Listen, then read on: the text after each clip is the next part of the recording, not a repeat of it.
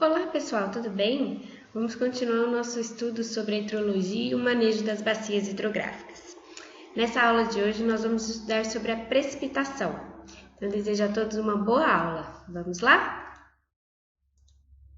Bom, para contextualizar nossa aula, eu trouxe uma frase que diz: "Não importa a cor do céu, quem faz o dia bonito é você." Bem, pessoal, conceito ou definição de precipitação é a água que estava na forma de vapor de água na atmosfera, dentro das nuvens, e que retorna à superfície terrestre. E qual que é a importância disso? É que a precipitação é o elo de ligação entre os fenômenos hidrológicos e atmosféricos e de clima com o escoamento superficial, que é a vazão, que interessa demais aos engenheiros, porque está relacionado com o dimensionamento de obras hidráulicas, de drenagem de águas da chuva, de barragens hidrelétricas, irrigação, dentre outras áreas onde a hidrologia é necessária. Bom, formas de precipitação. Existem várias formas com qual o vapor de água pode retornar à superfície. Pode ser da forma mais comum, através das chuvas, que é a forma líquida. Pode ser através da neve, que é cristais de gelo, Então ocorre a sublimação, a passagem do vapor de água direto para cristais de gelo na forma sólida. Isso só acontece quando nós temos temperaturas abaixo de menos 40 graus Celsius. Nós temos o granizo, que são cristais de gelo também, então formam-se pequenos blocos regulares ou irregulares de cristais de gelo.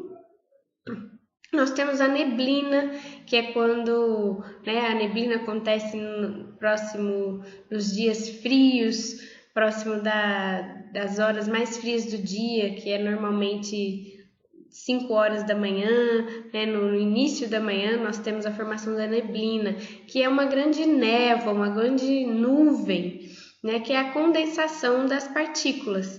Então formam-se gotículas de água, isso por causa do resfriamento da superfície. Então por isso que ocorre em dias frios e nos horários mais frios do dia. O orvalho é quando nós temos a condensação do vapor de água nas superfícies frias, então na superfície das plantas, na superfície dos carros, nós temos a formação de gotículas de água, que é o que a gente conhece como orvalho. E a geada é parecida com o orvalho, mas acontece em dias mais frios, em que formam-se cristais de gelos, normalmente é quando atinge temperaturas abaixo de 0 graus Celsius. Nós temos aqui um mapa que mostra a distribuição das chuvas espacialmente ao longo de todo o planeta e que mostra que as chuvas, a quantidade e a distribuição definem o clima. Se vai ser seco, se vai ser úmido, e juntamente com as temperaturas nós temos o tipo de vegetação. Então, as chuvas definem o clima e, juntamente com a temperatura, define o tipo de vegetação que vai ocorrer nas regiões do globo. Nós temos aqui alguns climas na faixa tropical, temperado e frio e polar. Essas são algumas características climáticas que dependem da quantidade e distribuição das chuvas. Quais são os elementos necessários para a formação das chuvas? São 4. Nós temos necessidade de umidade, então a umidade atmosférica ela vem da evaporação de superfícies líquidas, rios, lagos, represas. Nós temos a evapotranspiração, então onde tem a presença de vegetação, nós temos mais umidade. Então não tem como ter chuva sem ter umidade no ar, e essa umidade vem ou da evaporação ou da evapotranspiração, que é quando a gente tem a presença dos vegetais, das plantas. Depois a gente precisa de algum mecanismo de ascensão. Ascensão quer dizer subida. O ar ele precisa subir nas camadas mais altas da atmosfera, porque aí ele resfria nós temos um dado que diz que a cada 100 metros de altitude na atmosfera resfria-se 1 grau Celsius. E é necessário que o ar suba nas camadas mais altas, resfrie para que tenhamos o fenômeno de condensação, que é a passagem de vapor para a forma de líquido, para formar as primeiras gotas de chuva.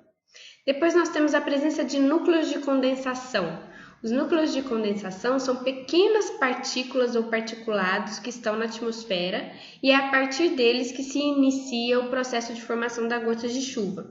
Quem pode ser núcleos de condensação? Pode ser partículas de sal que são evaporadas no oceano. Então, o oceano é um grande evaporador, fornecedor de umidade atmosférica e também de núcleos de condensação, porque junto com a evaporação arrasta-se pequenos núcleos que são moléculas de sal, de NaCl. Outros núcleos de condensação podem ser pólen, pode ser particulados, poeira, aerossóis, são pequenos frações que estão presentes na atmosfera e a partir deles se inicia a formação das gotas de chuva. Higroscópico significa que tem grande afinidade pela água. E mecanismo de crescimento das gotas, que é chamado de coalescência. Então, a gente tem que uma pequena gotinha de chuva, formada a partir de um núcleo de condensação, vai se aglutinando a outras gotículas até formar uma gota maior, que essa no futuro vai vir a precipitar. Enquanto elas são gotículas pequenas, elas ficam aglomerando-se dentro das nuvens. Quando ela atinge uma determinada massa, ela consegue vencer a gravidade e cair sobre a forma de precipitação. Bom, e como pode ser que o ar úmido vai atingir as camadas mais altas da atmosfera, né? Ele vai ascender, vai subir adiabaticamente. Adiabaticamente significa que é um processo sem troca de calor com o ambiente. E essa subida pode ser causada por influência do relevo, que é quando encontra um obstáculo físico, uma montanha, uma cordilheira, uma serra, isso é chamado de orografia. Ou pelo aquecimento do ar, que o ar quente ele é menos denso e por isso ele sobe camadas mais altas da atmosfera, e por movimentações de frentes de ar, que é quando nós temos frentes de ar fria que se chocam horizontalmente com frentes de ar quente. E aí desse choque ocorre uma movimentação vertical, ascendente. Vamos falar um pouco sobre os 3 tipos de chuva, que são as influências aqui de ascensão. Os mecanismos de ascensão da chuva, que são 3, dão origem a 3 tipos de chuvas. As chuvas orográficas, que é a que tem influência do relevo. Então, aqui nós temos uma montanha, que é um obstáculo físico. A umidade, ao encontrar esse obstáculo, ela sobe. Ao subir nas camadas mais altas, ela resfria e condensa e vai precipitar na forma de chuva. Nessa encosta onde nós temos a umidade, é chamada de barlavento. Do outro lado da montanha, nós temos uma encosta seca e é chamada de sotavento.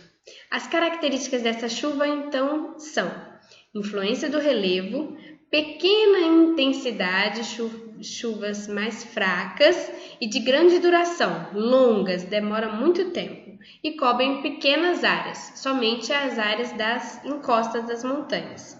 Próxima chuva convectiva, ou também chamada de chuva de verão, é provocada pelo aquecimento desigual. Então, em dias muito quentes, é comum que nós tenhamos essa chuva convectiva, provocada pelo aquecimento da superfície.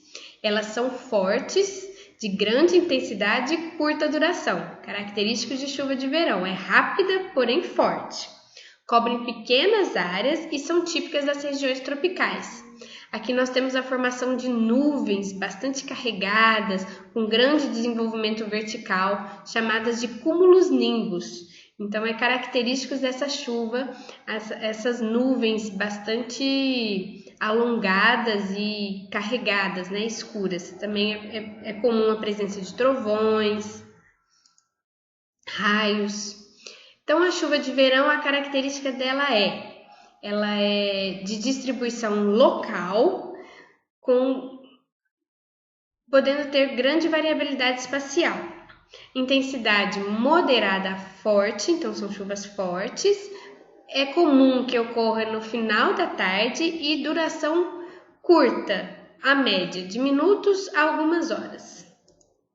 E por último, a nossa chuva frontal, que é o terceiro tipo de chuva, em que ocorre choque, confronto de massas de ar. Massa de ar frio com massa de ar quente, que tem características diferentes, e isso provoca a precipitação na forma de chuva. Elas são normalmente de pequena intensidade, chuvas mais fracas a moderadas e longas, e cobrem grandes áreas. Aqui a gente vê uma imagem de satélite que mostra a movimentação de frentes de ar. Aqui a cor vermelha é uma massa de ar quente e em azul uma massa de ar fria que se chocaram. Bom, pessoal, e aqui as características. Distribuição generalizada, intensidade fraca moderada, não tem horário predominante, ao contrário das chuvas de verão, e a duração é maior, né, de horas a dias, dependendo da velocidade da frente fria ou frente quente. Bom, pessoal, a gente encerra esse vídeo por aqui. Te espero no próximo vídeo e até mais!